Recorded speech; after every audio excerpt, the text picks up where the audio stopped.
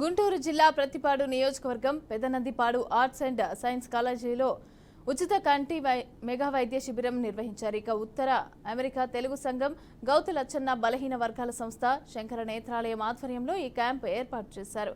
ఈ కార్యక్రమంలో ముఖ్య అతిథులుగా నార్స్ అధ్యక్షులు నూతి బాపయ్య చౌదరి, అలాగే ఎమ్మెల్సీ కెఎస్ లక్ష్మణరావు, కళాశాల ప్రిన్సిపల్ వీర రాఘవయ్య పాల్గొన్నారు.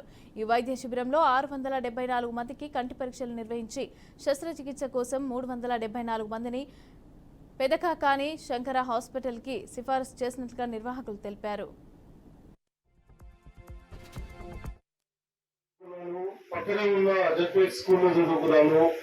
ఇవన్నీ కూడా మనకి ఇక్కడ ఉన్నాయంటే దానికి ముఖ్యంగా మన రైతులే ముఖ్యము. వాళ్ళ వల్లే ఈ రోజు ఇంతమంది వేల మంది మన ప్రాంతమే కాదు, మన చుట్టుపక్కల గ్రామీణ ప్రాంతంలో ఉన్నటువంటి ప్రతి ఊరు వాళ్ళు వాళ్ళ పిల్లలు ఇక్కడికి పెదనందిపాడు చదువు పంపించారంటే వాళ్ళకి ఒక భరోసా ఉంటుంది.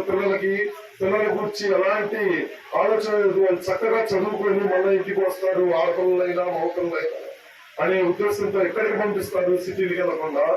అది మన పెదనందిపాడు గ్రామం యొక్క గొప్పతనం.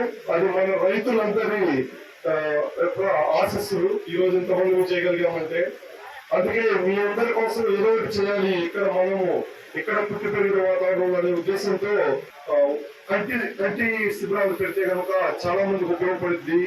మన గ్రామాల్లో చాలా మంది చూపించుకోవడానికి కూడా వెంటనే ఖర్చు అనే ఉద్దేశంతో మనం వాళ్ళకి ఏదైనా చెయ్యాలి అని ఏదో పరీక్షలు నిర్వహించడమే కాకుండా వాళ్ళకి శస్త్రచికిత్సలు చేస్తూ, అలానే కవచంలో పంపిణీ, అవి 3 కూడా మనం గత 3 సంవత్సరాల నుంచి దగ్గర ఉండి మన కార్యకర్తలందరూ చక్కగా, అలానే మనకి శంకర కంటి ఆసుపత్రి వారు చాలా చక్కని సహకారంతో వారు ప్రతి సంవత్సరము అది వాళ్ళ సొంత కంటి శిబిరం లాగా ఇక్కడికి వచ్చి మనతో కలిసి మన